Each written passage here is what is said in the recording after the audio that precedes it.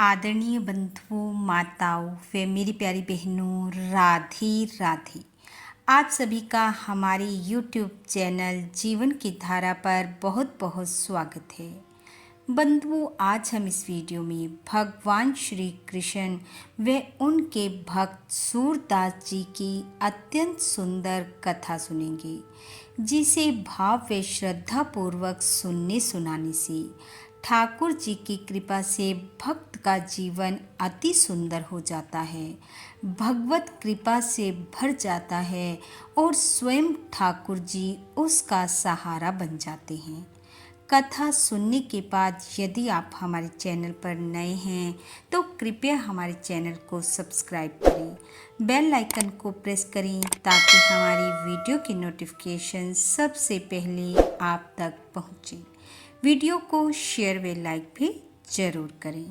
कथा के अनुसार एक समय की बात है, भगवान श्री कृष्ण के परम भक्त सूरदास जी को एक सज्जन पुरुष ने अपने घर भजन के लिए आमंत्रित किया। भजन उपरांत उन सज्जन पुरुष को भक्त सूरदास जी को घर पहुंचाने का ध्यान ना रहा और सूरदास जी ने भी उसे तकलीफ देना उचित ना समझा। उन्होंने अपनी लाठी उठाई और भगवत भजन करते हुए, गोविंद गोविंद कहते हुए अंधेरी रात में अकेले ही चल पड़े।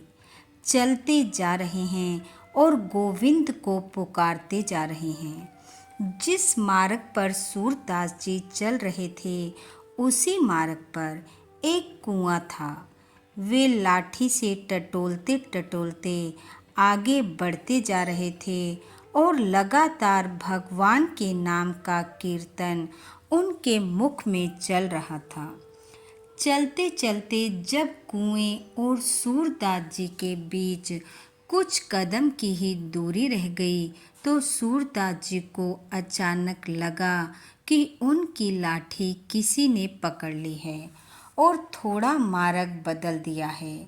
सूरदास जी ने पूछा, तुम कौन हो और मेरी लाठी क्यों पकड़ी?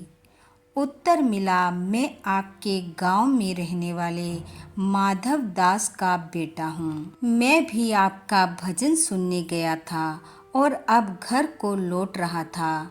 मैंने देखा बाबा आप गलत रास्ते पर जा रहे हो, इसलिए इधर आ गया। अब मैं आपको घर छोड़ देता हूँ। सूरदास जी ने पूछा, तुम्हारा नाम क्या है? बालक बोला, जिसका जैसा भाव मेरे प्रति होता है वो उसी नाम से मुझे बुलाता है। सूरदास जी बोले, मैंने सुना नहीं, फिर से बताओ तुम्हारा क्या नाम है? बालक ने कहा, बाबा जो नाम आपको अच्छा लगे उससे बुला लो, कोई भी नाम चलेगा। सूरदास जी को उत्तर थोड़ा अटपटा लगा।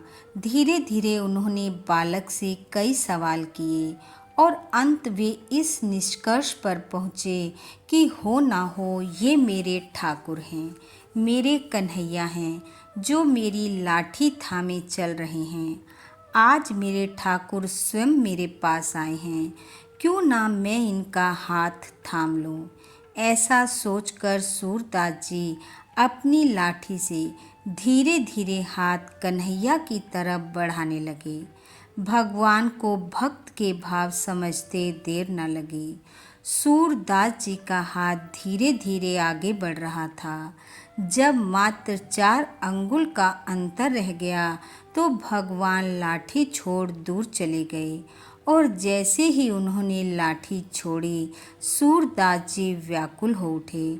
उनकी आंखों से प्रेम की अश्रु धारा बहने लगी और वे बोले, कान्हा मैं अंधा हूँ और ऐसे अंधे की लाठी छोड़कर चले जाना क्या बहादुरी की बात है।